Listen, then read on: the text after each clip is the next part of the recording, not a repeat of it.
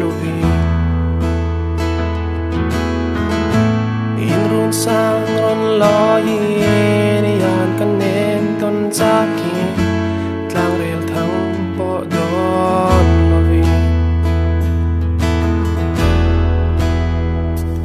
karon loi run moi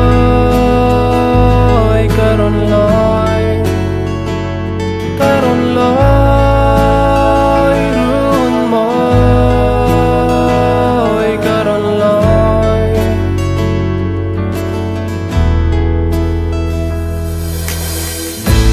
in run sang ron kai ni donung ru shelavi Belgium zoon zama puari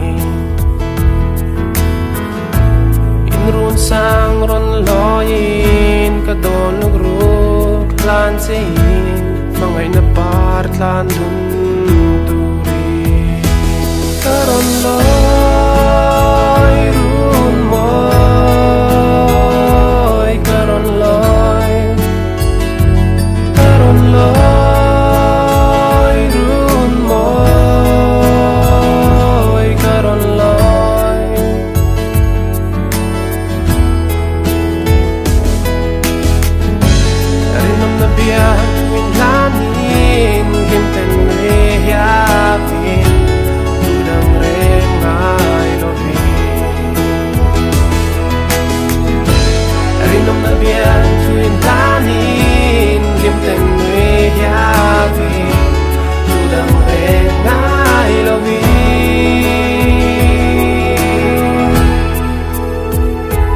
Karon loy run moy karon loy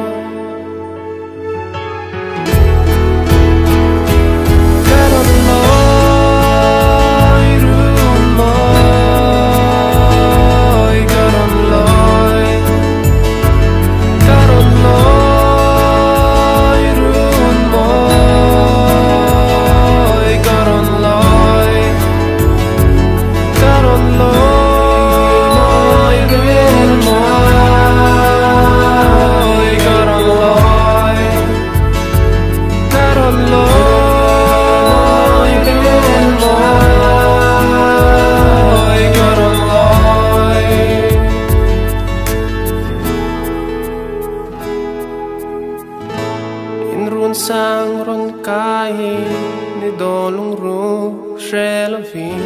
in melted na zun zama puari